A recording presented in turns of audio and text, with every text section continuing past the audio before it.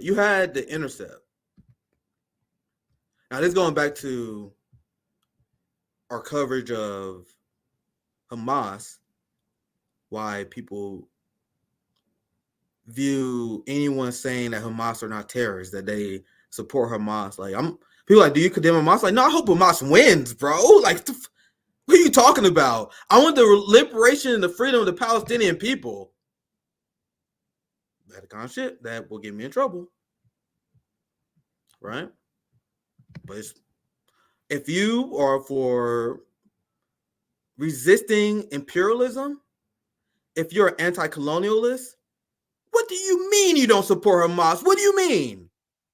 These are occupied people, victims of the most violent, genocidal, fascist ideology that we have seen in my lifetime. The new Nazis. We see a new Auschwitz right now in southern Gaza. But you guys talking about, oh, I don't think Hamas can resist that. Get out of here. Get out of here. And one of the reasons why people had these cartoonish suspicions of Hamas is because we are the most propagandized country in the world. You have independent media like Crystal Ball saying, oh, I don't support Hamas. I don't support what Hamas does here. You have the Intercept that constantly condemns Hamas as well. You have all these people that they cover completely uncritically the coverage that comes out of Israel.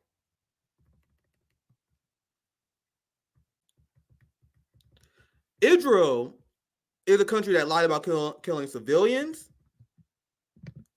They lied about killing Shireen Abdul-Akleh.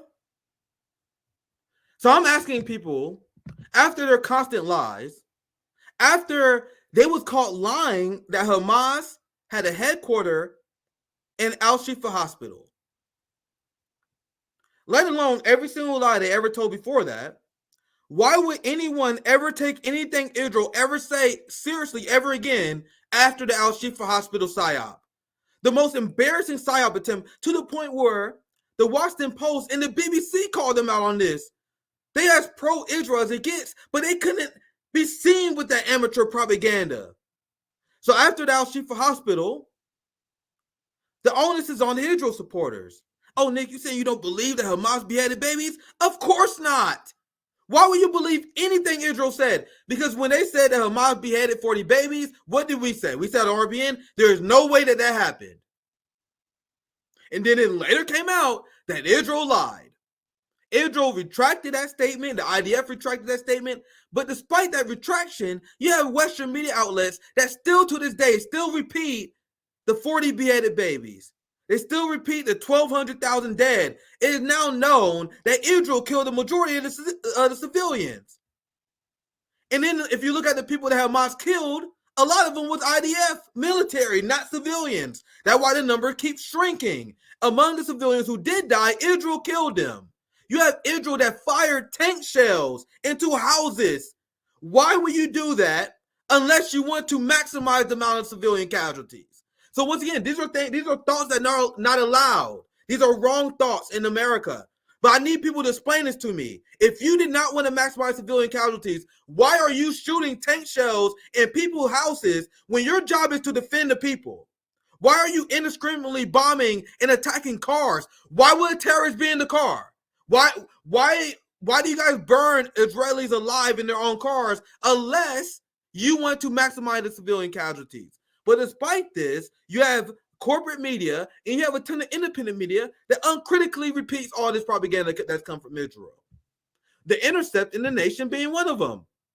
So the Intercept attacked Aaron Mate and Max Blumenthal because you guys know Grayzone, friend of RB, and we have all these people on. I just had Kit Clarenberg on. I just had Wyatt Reed on not too long ago. I'm a big fan and I'm a big advocate of the Grayzone, unapologetically.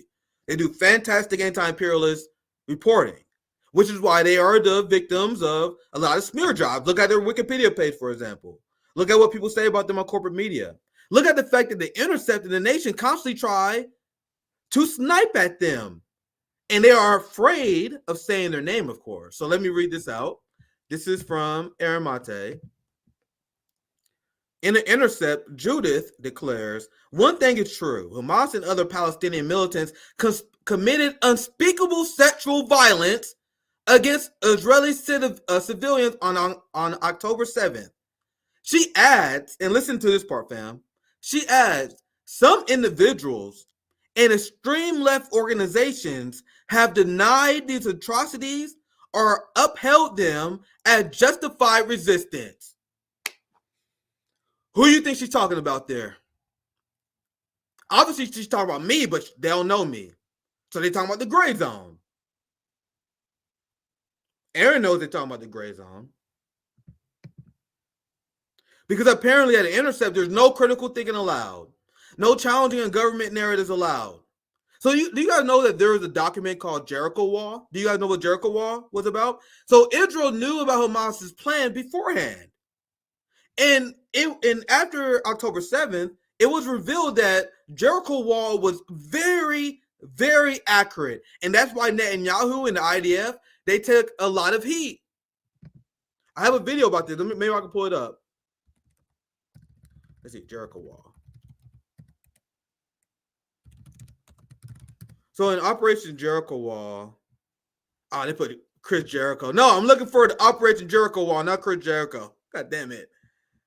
But Jericho Wall was the detailed plan of Hamas. They didn't know exactly when it was going to happen, but they knew the plan. And it was very accurate. They predicted that Hamas may fly in using parachutes. And when you look at the October 7th operation, it was very well prepared, well detailed, right? And during the October 7th attack, it was timed. It was an extremely precise attack. And when you have a military operation where you plan to take hostages as well, when you got to go against the IDF and the main objective is to catch them off guard, speed in this operation is probably the most important thing. And in Operation Jericho Wall, they described checkpoints. They had checkpoints that had timed intervals where soldiers got to be at. This is how they do these operations, right? Time is of the essence. So not only are you doing this complicated military operation, you then have to worry about Apache helicopters shooting at you. You then have the IDF shooting at you. So what the Intercept and what everyone in the United States and what everyone in dumb Western society will have you believe is during this extremely high pressure, high stakes, one chance operation where speed is essential, these Hamas militants, despite all their training, despite how important this is, they took time during this operation to commit mass rape.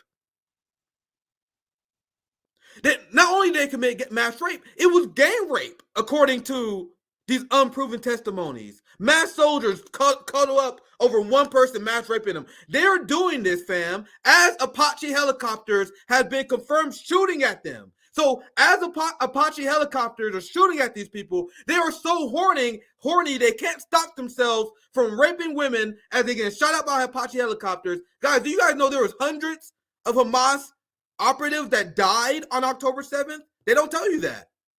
Hundreds of Hamas operatives died on October 7th. So it was a very dangerous situation, very high stakes, and speed, it would keep people alive. But they would have you believe that they was committing mass rape, that they would spend their time taking families and torturing them, all this stuff that's unconfirmed. And now, this could make sense if the operation was not successful. If October 7th make your stomach crawl, if you want to condemn October 7th, fine.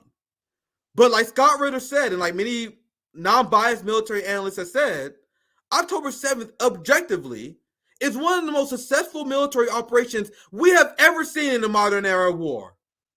Hamas completely took the IDF off guard, took hundreds of hostages, killed hundreds of IDF members, and they started the negotiation process that got Palestinians that was imprisoned in Israeli prisons for years freed. So this operation was a success. So you guys want me to believe that despite pulling off this successful operation where speed is essential, that they committed mass rape that was sloppy, ineffective. They spent all their time doing these random atrocities that would take God know how long. When you listen to some of these stories, God know how long that would take for the soldiers to do this. As Apache helicopter shooting at them. You guys see how this is just basic critical thinking that the Hill, that the Intercept, that the nation does not have. The Grayzone have it. We have it. These are things that makes zero sense, and the government tells you this with a straight face, and most people just eat it up. And we know this is covers exactly why we are getting throttled so bad. This person said, I've been unsubscribed this month over 20 times. CJ, I know you're watching. Look at this. CJ, screenshot this shit. This is exactly what we've been talking about. Ever since October 7th, bro, they were trying their best to kill our channel. We are still here. We've been through bad suppression before, but this is the worst it's ever been. This person said, I've been unsubscribed this month over 20 times. 6 times in the last 3 days. You must be hitting a nerve. CJ, we already know. We already do. That's why we beg of you guys to please share these streams. Please like. And the only reason our being reached where we are right now is by word of mouth. We are not one of these channels that was boosted by the algorithm. You guys know what we're talking about here. Every single subscriber we got, we fought for. You guys shared our channel. They checked us out and they liked us, right? That's the only reason we grow. And this content and this reporting, the only reason why they suppress our channel. If you guys think what I'm doing is valuable, exposing government lies, then please subscribe, help us out during this dark period. So let's continue to the Grayzone exposing the Intercept. So you guys see Judith, this is Judith right here. Apparently she worked for the Intercept. She was accusing, I'm not trying to be funny here. They accusing people of apologizing for the sexual assault that didn't happen. So let me read Aaron's tweet. The nation's Cutout likewise declares that Hamas fighters raped Israeli women and girls on October 7th, and that one has to be a conspiracist or rape denialist to question that. You guys just heard me completely dismantle the idea that this happened. And fam, we are, 11 weeks? 12 weeks? After October 7th, and they still can't provide physical evidence. If you guys think there was physical evidence that this happened, they wouldn't have produced it. All of these stories are testimonials where they're not even giving people names a lot of the time. They said we don't want to share this person's identity, but this person said actually, let me explain like this. I actually read a lot of them. I'm one of the few people actually read a lot of the testimonies. Do you guys know one of the testimonies they used? The person, they said they survived on October 7th because he smeared himself with blood and he hid himself in a pile of dead bodies. So a lot of people don't read these stories. So this is the story.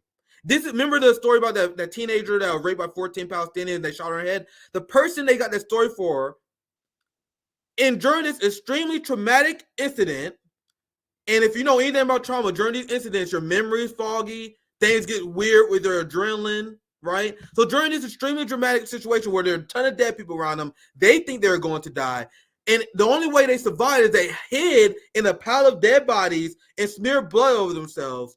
Despite this situation, this person was able to perfectly identify what this person looked like as a beautiful Israeli woman. They was able to perfectly quote the Israeli soldiers when they say, we about to rape you, we about to kill you. And she was like, I'm sorry, please don't kill me. Please don't rape me, you're going to kill me anyway. He had all these super specific quotes. Are you telling me he had all these quotes? He knew everything that was going on as he was in a pile of dead bodies, as October 7th was going on. A lot of these stories make no sense. Yeah, I'm sorry. Yeah, Crow, thank you. That's the person who was like, she had the face of an angel. And he was like, there was 13 Hamas militants. So during this situation where you're in a pile of dead bodies, blood all over you, you're scared that you're going to die, you are counting exactly how many Hamas people are there. You know exactly how many people were there. You know exactly what you look like. You know exactly what everyone said. These stories does not add up at face value, fam. And once again, if they have physical evidence, they would have produced it. So I'll shut up now. I'm sorry. There's a lot to say. So to finish this segment, I'll read Aaron and Mac's tweets because they do a good job covering this stuff. This is a desperate attack by the Nation, the Intercept, and the social democrat left, the weak pro-imperialist left that they don't know how to really resist imperialism. So they hate Hamas. They hate anyone who would help clean up and clear up the lies about Hamas. So let's continue. Here's Aaron. I know you guys probably think I'm some crazy radical Negro, right? Now, here's Aaron, the respectable journalist. Everyone loves Aaron. He's a award-winning journalist. He's acceptable. I'm not. RBN is not. We are not the acceptable people. So this is what he say. Out of hundreds of October 7th witnesses, only one person gave testimony claiming to have witnessed sexual violence, and their story is outlandish, including mutilation and necrophilia. Yeah, there's one story, and once again, they can't help themselves. They go so cartoonish. One story said Hamas people was raping dead Israelis, like dead corpse. So remember, during this operation, Apache helicopters are firing at them, tank shells going everywhere, and you see a dead body, like, nigga, I gotta go. I'm so horny. I can't help myself. I don't care if I get hit with a tank shell. I don't care if this Apache helicopter fucks me up. I don't care if an IDF soldier comes. I just gotta get off on this dead body. Who believes this other than the most unhinged racist? And this is why they do this. This is the projection of the savage. They say the same thing about black people. They said black people are savages that can't help but rape the white women. And then they said about indigenous Native Americans. They say, oh, they're just filthy savages that gotta rape the white women. And white people believe them. And now the new enemy, the Palestinians, the Muslims, they said the Muslims and the Palestinians, they are savages that can't help but rape women and dead bodies. And white people believe it every time because they are violent. Many of them are violent racists, and they are willing to allow thousands and thousands and thousands and thousands of children to die because they hate brown people. And I'm tired of people lying about it. Why would anyone believe these insane stories unless you already have a negative perception of what a brown person would do? And there are a lot of people that scared to talk. You can't talk about race now, bro. It hurts my white feelings. No, this is the reality. This is the reality. For all the people, even my friend Jimmy, I like Jimmy.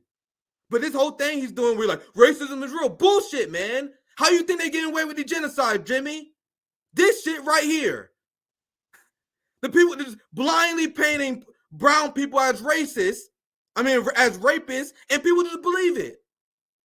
People see Ukrainian children dead, and it melted the heart of liberals. Meanwhile, Palestinian dies at the tune of the thousands. Thousands of children was amputated without anesthesia. Meanwhile, white America, oh, just the cost of war. And you guys think that's not racism? Jimmy, my brother, do you really think that's not racism? That's absurd.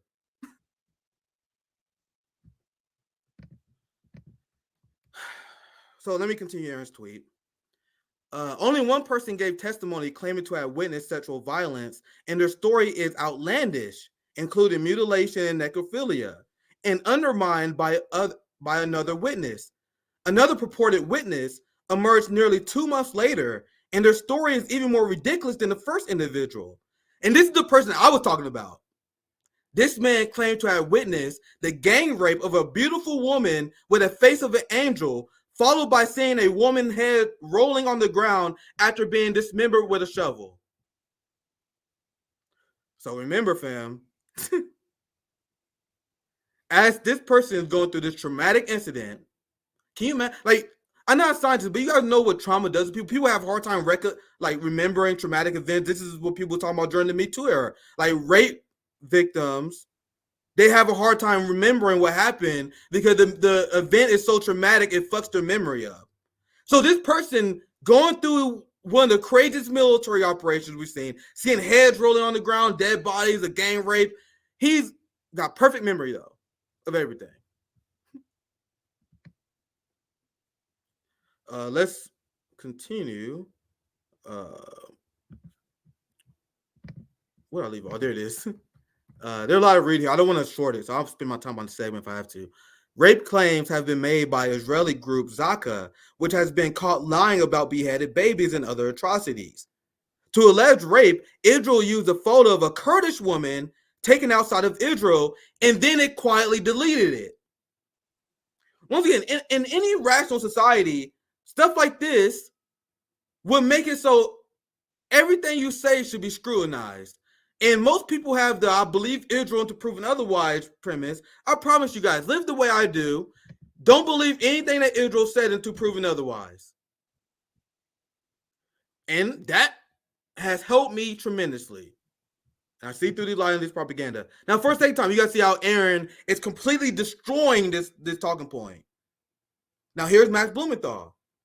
The editors of The Intercept and The Nation have not demanded a single piece of evidence from writers stating matter of fact that Palestinian militants committed mass rape on October 7th. They thus allowed their publication to provide a progressive seal of legitimacy to the Israeli government hoax. Now, I want to read that again because I phoned my words a little bit. So, The Intercept and The Nation, they are using their publication as quote-unquote progressives to give shield and provide the progressive seal for this hoax that is being waged by the Israeli government. Talk about an absolutely disgusting way to use your platform. And these people think they are anti-establishment. Ryan Graham thinks he's good on intro because he said, oh, I don't like Benjamin Netanyahu. He's a bad guy. Ryan Graham said stuff like, oh, I think bombing kids is bad. So that means I'm pro-Palestinian. No, you guys are not. You guys are posting Israeli propaganda uncritically. Do you guys think that I'm smarter than Ryan Graham? Do you guys think I'm smarter than these people at The Intercept? All these people have college degrees. All these people have masters. All these people, they traveled the globe. These people have been to Gaza. These people have been to Brazil. These people have been in the Middle East. These people travel all over the country. I'm just some black boy who a college dropout who barely travel. I live in the Midwest, but I read. But do you guys think that I'm smarter than them? There is zero chance of that. Meanwhile, they want you to believe that they don't see through the propaganda that I thoroughly just destroyed over the last 20 minutes. The propaganda that you guys seen that Max Blumenthal and Aaron Mate is destroying. So let's continue. I'm like, bro, Max is crushing them here. They allow their publications to provide a progressive seal of legitimacy to an Israeli government hoax, which was itself designed to generate consent for a genocidal assault that has left over 21,000 people dead thus far. And Max Blumenthal is not being harsh there. That is the exact fucking truth. If you publish Israeli propaganda uncritically, you are an active agent in helping Israel commit the genocide, whether you know it or not. All these people who spread bullshit about Hamas, they are helping provide cover for Israel to commit their genocide. What Max said is spot on. Now listen to this because you guys think I'm harsh. Listen to Max. This is not just journalistic malpractice. It is the latest instance of these liberal legacy publications laundering disinformation in the service of catastrophic regime change wars by a U.S. NATO ally. We will demand a right of reply to Cutout, the notoriously sloppy blue Annan propagandist who perfectly embodies the nation post-Cockburn decline. In taking aim at me and Aaron, maliciously painting us as misogynistic, rape denialists. Jesus Christ, they say that? I must have missed that when I did my prep. So they called Max and Aaron, what? I missed that. Wow. So they called them, or they was painting Aaron as Max and Max as misogynistic, rape denialists, and conspiracists. Katha not only erased the many Palestinian and Muslim women who have also called out Israel's Hamas mass rape hoax, she ignored the substance of our critique which we outlined in painstaking fashion at the Grayzone. And that's where he highlighted Aaron's tweet. So at the Grayzone, where they actually do real journalism, they completely exposed the bullshit talking point of Israel. Meanwhile, the deeply unserious journalists at The Nation and Intercept, they took what Israel said today, they took what Israel said about October 7th, and they published it uncritically. Exactly what MSNBC and what CNN would do. I said it before. What is the point of independent media that does the same exact thing as corporate media? Someone who is an amazing corporate media channel, someone that I am extremely proud of. Like, Sabby is taking over, fam. Like, she had like 1.7 thousand viewers her last stream, bro. It is the Sabby era that we are in right now. And it's because Sabby does real journalism.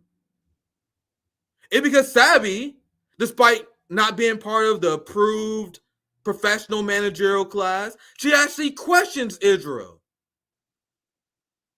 And Sabby explains how there's absolutely no proof that this person exists. And look at this. She does not want to be fully identified, saying she will be hounded for the rest of her life. How convenient. How convenient that all their testimonies end like that, right?